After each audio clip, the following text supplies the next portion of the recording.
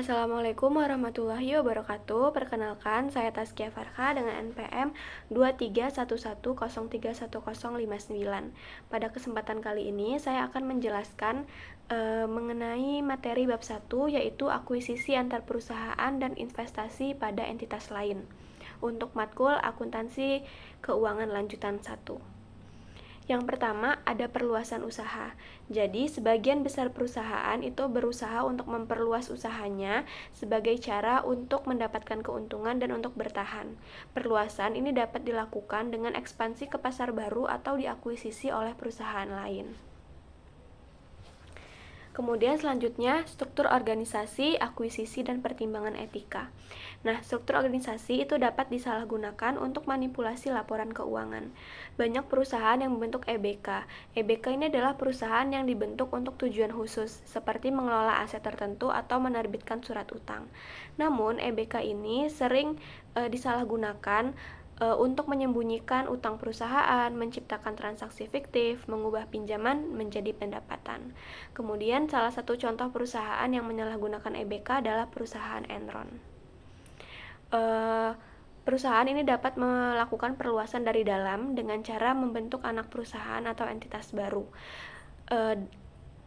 Hal ini dapat mempermudah pengelolaan dan evaluasi, optimalisasi pajak dan regulasi, serta melindungi induk perusahaan dari resiko hukum. Selain itu, perusahaan juga bisa melakukan perluasan dari dalam dengan cara restrukturisasi perusahaan dengan cara spin-off, yaitu pemegang saham menerima anak perusahaan tanpa kehilangan saham induk, atau split-off, yaitu pemegang saham itu menukar saham induk dengan anak perusahaan. Untuk aspek pajaknya, transfer ke pihak luar umumnya itu dikenai pajak, namun transfer ke pemegang saham itu bebas pajak. Selanjutnya adalah perluasan melalui kombinasi bisnis. Nah, kombinasi bisnis ini terjadi saat dua atau lebih perusahaan bergabung di bawah pengendalian yang sama. Tujuannya adalah memperluas pasar, mengurangi resiko, dan meningkatkan daya saing. Yang pertama itu ada perjanjian informal. Perjanjian ini tidak selalu dicatat dalam pembukuan.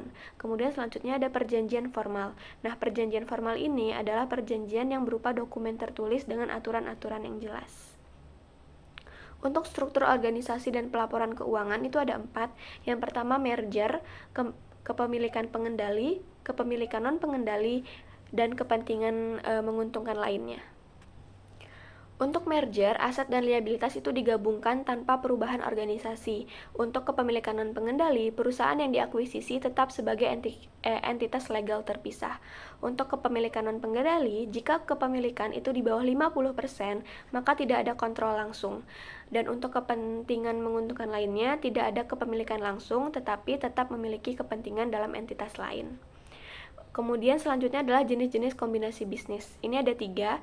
Yang pertama ada merger. Nah, merger ini adalah hanya satu perusahaan saja yang bertahan, yang lainnya dibubarkan. Nah, kemudian ada konsolidasi. Konsolidasi ini adalah kedua perusahaan yang melakukan kombinasi bisnis langsung dibubarkan, dan aset serta liabilitas dari kedua perusahaan itu ditransfer ke perusahaan yang baru dibentuk. Kemudian yang terakhir ada akuisisi saham.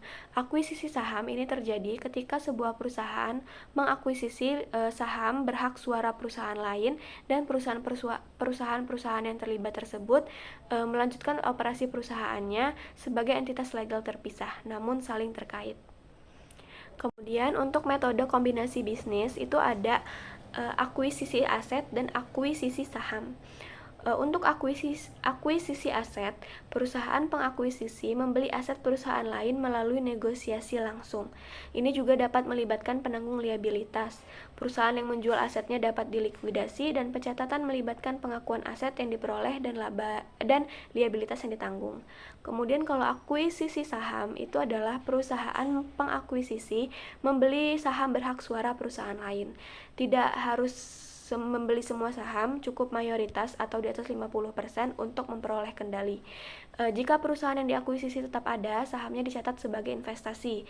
Jika perusahaan yang diakuisisi dilikuidasi, aset dan liabilitasnya dipindahkan ke perusahaan pengakuisisi. Nah, untuk akuntansi kombinasi bisnis, yang pertama ada akuntansi akuisisi. Metode akuntansi akuisisi ini Yang pertama adalah pihak pengakuisisi mengakui seluruh aset dan liabilitas pihak yang diakuisisi pada nilai wajar tanggal akuisisi. Kemudian yang kedua, jika akuisisi kurang dari 100%, kepentingan non pengendali juga diukur pada nilai wajar. Yang ketiga, kombinasi bisnis tidak mempengaruhi penilaian aset dan liabilitas pihak pengakuisisi.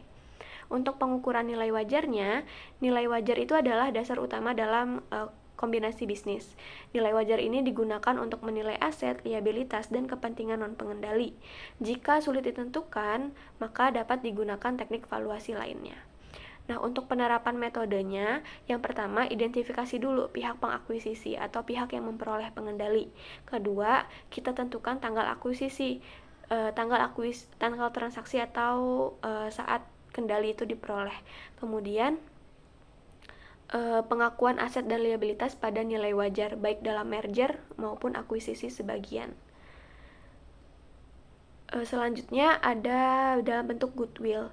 Nah, definisi goodwill ini sendiri adalah aset tak berwujud yang mencerminkan manfaat ekonomi masa depan dari nilai aset yang tidak dapat diidentifikasi secara individu. Goodwill ini dihitung sebagai selisih antara total nilai wajar pihak yang diakuisisi dan nilai wajar aset bersih teridentifikasi. Untuk pengukuran dan pengakuan goodwill ini dihitung pada tanggal akuisisi, kemudian dia tidak terpengaruh oleh persentase kepemilikan yang diperoleh, dan menggunakan teknik valuasi yang sesuai dengan data yang tersedia. Untuk biaya kombinasi bisnisnya, itu seluruh biaya kombinasi bisnis dibebankan saat terjadi, dan biaya penerbitan saham untuk akuisisi itu dikurangkan dari premi saham. Untuk contoh kasus pada bab ini, saya mengambil contoh perusahaan yang di merger, yaitu merger XL Axiata dengan Smartfren. Merger antara PT XL Axiata Tbk dan PT Smartfren Telkom Tbk ini diumumkan pada 11 Desember 2024. Nilai transaksi ini mencapai sekitar 104 triliun atau 6,5 miliar US dollar, dan merger ini bertujuan untuk meningkatkan daya saing di industri telekomunikasi Indonesia. Setelah di merger, struktur dan kepemilikannya berubah. Nama entitasnya menjadi PT XL Smart Telkom Sejahtera Tbk atau XL Smart. XL Smart menjadi operator telekomunikasi terbesar ketiga di Indonesia setelah Telkomsel dan Indosat Ooredoo Hutchison.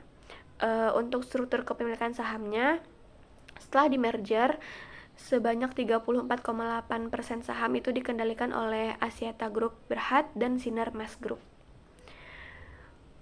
Merger antara PT XL Axiata Tbk, XCL, dan PT Smartfren Telekom Tbk, Fren, menjadi kenyataan. Bahkan, merger ini juga melibatkan PT Smart Telekom, yang nantinya akan melahirkan entitas baru bernama PT XL Smart Telekom Sejahtera Tbk. Hal itu tertuang dalam dokumen rancangan penggabungan usaha yang terbit pada Rabu 11 Desember 2024. Jika tidak ada aral melintang, tanggal efektif penggabungan ketiga perusahaan ini bakal efektif pada 15 April 2025. Dalam pembentukan PT XL Smart Telekom Sejahtera Tbk, XCL akan menjadi perusahaan yang menerima penggabungan. Setelah merger tuntas, Axiata Investments akan memegang sekitar 34,8% kepemilikan di XL Smart Telekom Sejahtera. Sementara secara keseluruhan Stellar akan menggenggam sebanyak 34,82% saham. Stellar adalah pengendali Smartfren, dengan Franky Usman Wijaya sebagai pemilik manfaat utama. Untuk Smart Telekom, Smartfren adalah pengendali, dan tentunya Franky Usman Wijaya adalah pemilik manfaat utama. Dampak dari merger ini, yang pertama, pangsa pasar dan pertumbuhan pelanggan. XL Smart melayani 94,5 juta pelanggan dengan pangsa pasar 27%. Kemudian, mereka juga memperkuat posisi di sektor seluler dan internet broadband. Untuk keuangan dan investasinya, merger ini membantu menurunkan rasio utang Axiata Group dari 1,31 kali menjadi 0,86 kali. Daya saingnya juga meningkat dengan pendanaan yang lebih baik untuk ekspansi bisnis. Kemudian manfaat bagi pelanggan dan ekonomi digital, akses layanan yang lebih luas dan berkualitas, serta dukungan terhadap pertumbuhan ekonomi digital dan inklusi digital di Indonesia. Nah, sekian materi yang bisa saya sampaikan. Lebih kurangnya saya ucapkan terima kasih.